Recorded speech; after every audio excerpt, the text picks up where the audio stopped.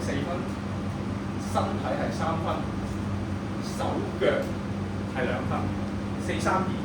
OK， 即係話如果佢打中我手啦，或者係打中我嘅劍柄，都係計手。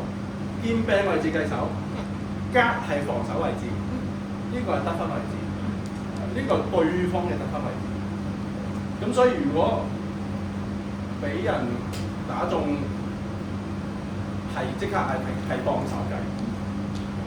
譬如呢啲位置，咁我哋電光火石之間撲一下睇唔到噶嘛。咁規例上我寫咗㗎啦，如果係一啲灰色嘅地帶嘅話，我哋向下判，即係話呢個位置究竟係4分嘅頭定話3分嘅身咧？我哋唔清楚嘅話咧，我哋當身，係啦，向下判。譬如呢幾隻手，譬如呢個位置身定腳啊，左啲身定腳咧咁樣，咁我哋就當腳。我哋揮劍嘅角度需要有45度，係啦，45度，呢個大約得㗎啦。咁其實點解咧？因為唔想有呢啲掂下呢啲咧，呢啲掂下。我哋要打嘅話，我哋要拎起。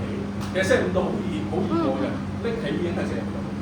咁即係佢橫掃唔得啦？橫掃得，橫掃得。唔係喎，佢冇依下，佢就係純粹咁樣。係咁樣掃啫喎。我個角度咪由呢度至呢度係45度。即係佢都要咁樣要。係啦，佢嘅揮劍角度唔係話佢呢個垂直角度，佢揮劍角度。譬如咁樣打，咁呢度由呢度至到呢度就好明顯45度超過啦，咁所以就計。咁但係最主要呢個咧係咩情況會發生咧？就係電擊下呢啲。有啲玩開電擊嘅，可能佢就一拍過嚟點咁樣。咁呢下咧我哋會嗌停，因為佢打中嘢嘛，會嗌停，low point。冇人有分，亦都唔需要俾我 low point 嘅擋咗。好，佢已經擋咗㗎啦。然之後我喺呢個位置再繼續去。因為我喺呢個位置擋咗，我個劍已經完成咗㗎啦。然之後我由呢個位置再繼續去，唔夠45度。我只不過揩俾人擋咗之後再揩落嚟嘅。其實嗰劍係第2劍嚟嘅。咁所以呢劍佢擋咗之後，佢還擊係有啦。佢還唔還擊都好，唔使理。佢還擊就固然佢有分啦。佢唔還擊，就算我咁樣佢擋咗之後，我繼續揩落去，呢下都唔計。呢下你應該嗌停咗之後係 no point。咁但係有好多情況就係所謂雙殺嘅嘛，係咪？咁譬如同一時間佢打我頭，我又打佢頭，係啦，雙殺咁點算咧？佢4分，我4分，要減冇分。如果同時你打我頭，我打你頭，呢個係同時，佢打嘅係頭價值4分。我打嘅係手價值2分，咁就變咗4-2，最後佢得2分。咁同時都好容易理解。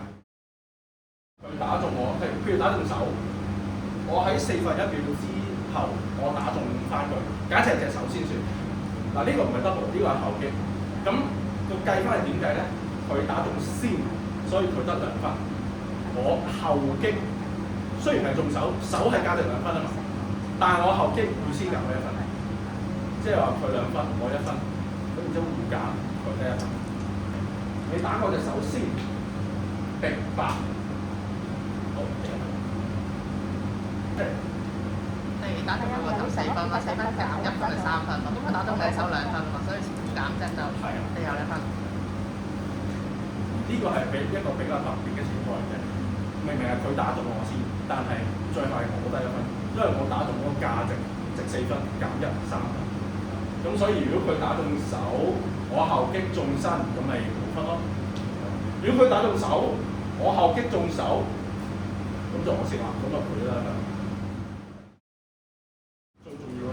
最重要嗰樣嘢唔吉得，唔可以吉。係啦。為咗令到大家即係更加個門檻低啲，唔使着咁多嘢。因為如果你要着晒呢啲嘢咧，因為貴啦，要麻煩啦，好多人都唔啱。咁所以我哋用最低嘅限度嘅裝甲去玩呢個活動。因為個賽例上咧，為咗防止大家跟咧，我哋直接係將呢個箭頭呢個位置定為一個無效嘅攻擊位置。咁即係話，如果我哋咁樣梗係死啦，吉落去咁死啦。咁但係如果我係斬嘅，但係揩到，呢個時候咧，裁判咧理論上如果睇得好清晰嘅話咧，唔需要判任何嘢，大不了就係舉個交叉，示意冇啊，繼續啦咁樣嘅啫，係啦，唔需要。但係如果你唔小心嗌咗停嘅，咁咪停咗佢咯。咁因為其實做裁判嘅話，我哋係以安全為先嘅。如果佢唔係，有時會掃咗過去，你有聽到聲嘅掃咗過去，亦都可以唔理。但係如果佢停咗喺度啦，冇辦法啦。就算佢係斬嘅，因為身體都比較危險，我哋都要俾個牌。咁睇情況，你認為紅牌或者黃牌係有相當空間嘅？睇下佢係咪多次犯咯，睇下佢係咪好蓄意咯，佢有冇擺落嚟之後再佢咁樣咯，睇情況咯，係啦。咁呢個就交翻俾裁判去衡量。呢個比賽有可能會有人會轉圈嘅，咁咧咁佢轉圈踢，係啦，轉圈係可以嘅，大關鬥都可以，碌地都可以嘅，係啦。咁但係唔可以長期將主要都係講後路嘅，長期將無效目標展示，即係話我唔可以打我咁樣係唔得嘅。但係佢如果轉圈嗰下，我轉緊圈，佢明明打咗我頭咁啱揩到嘅話，都係嗰句啦，衡量究竟佢係咪刻意，後路喎打死佢啦，定話係真係咁啱咁樣？咁可能就係純粹呢一分唔計，因為佢始終佢係打無效目標啊，冇可能俾佢嘅。咁純粹呢分唔計啊，定話呢個人係特登嘅見後腦就後來嘅，咁可能你會俾個 warning 嘅。咁我哋都要自己去衡量。冇擊中同擊中無效係兩樣嘢嚟嘅。譬如你個後腦，呢個係擊中無效，擊中無效位置，蓄意擊中無效位置食 warning 啦。如果唔係蓄意嘅，純粹係佢轉一轉圈，我咁啊，哎呀，我其實出緊劍㗎，我收唔切就咁樣。呢個係擊中無效部位，咁我哋擊中無效，咁就會嗌停嘅，嗌停。只不過無分，我呢一擊無分咁解啫。但係如果係無擊中，譬如我哋先頭講嘅咧，揩中呢啲係直頭無擊中，無擊中嘅話唔需要嗌停，可以示意，即係有時個選手會以為自己打中咁樣望一望你㗎嘛，你咪示一示意咯。我哋喺呢個比賽裏邊咧，唔限死大家一定要好細力咁打，有啲同學真係會好扮大力，有啲同學真係會好大力咁樣打落去咁樣嘅。有啲同學真，有啲人啦，可能外邊有啲打法，其實佢唔係特登嘅，佢只不過佢會派別係咁打。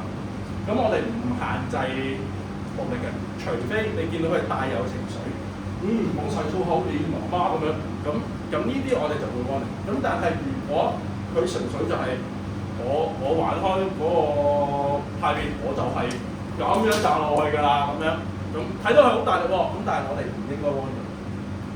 咁好啦。我哋有一個叫壓劍嘅，佢擋咗㗎啦，但係壓落去我，如果我真係大力㗎啦，佢擋咗㗎啦，但係都壓咗落去喎，咁點算咧？壓劍全身任何位置，當然無效部位唔計啦，全身嘅有效部位我哋都係計1分嘅啫。而且如果我壓完劍，佢做個防守還擊打我嘅，係啦。我壓劍之後，佢嘅防守還擊，呢個佢會計翻分嘅。咁計咩分咧？後擊啦，因為始終係我先啊嘛，佢後啊嘛。咁先頭個動作就係我壓劍打後，然之後佢防守還擊打手，即係其實唔使計防守嘅，佢後擊打手，咁變咗就係其實佢有1分，因為我壓劍。係啦，所以我哋唔會限制，我哋唔會俾warning 大力嗰個。但係賽制上邊已經保障咗大力唔會有明顯嘅有利。劍有分弱部強部嘅，劍嘅上面係弱部，呢度係強部。如果我大唔大力都好，佢係用弱部擋而落咗去，咁呢個明顯係弱部嘅話咧，唔算壓劍。因為佢用錯咗位置嚟講，明顯係強度擋，大刀壓落去啦。咁呢個就係佢擋咗我壓劍。不過當然啦，如果佢弱步係啦，防守壓劍咁樣，咁點判咧？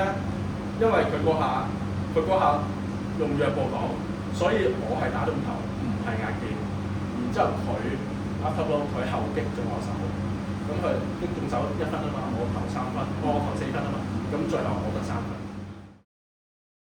譬如如果我想打佢個頭，但係佢用手擋我把劍，好多運動裏邊賽例咧係唔可以咁樣去擋嘅，我哋呢個可以。咁當係乜嘢咧？當明明如果佢唔用手擋，我哋應該係從頭過。咁但係如果佢用手擋咗嘅話，中邊計邊？我中咗手就係擋手。有3個地方我哋唔打得嘅，後腦、下陰同埋呢個腳眼以下。後腦唔打得啦，下陰唔打得啦，好明顯啦。腳眼以下我哋都唔打得。所以如果先頭我哋有講過，就係如果假設同時我想打佢個頭，佢打我嘅手，而佢用手擋咗，咁呢個好明顯就係同時兩個都打頭啦，係咪？好啦，如果佢打我隻腳，但係我唔理點解，我咁樣擋咗先，係啦。呢個情況係我犯規，係啦。咁但係有時就係佢掃腳，我又咁啱，掃埋，我又咁啱，哎呀咁樣嘅，咁就即係自己行啦，去賽啦。因為好多時賽例咧，尤其是喺犯規上面，我哋都唔會話寫死咁樣。咁好多時都係裁判衡量嗰件事係咪嚴重啦，嗰件事係咪特登啦，咁我就裁判去衡量。總之我哋聽到有吉嘅聲，都係當擋咗。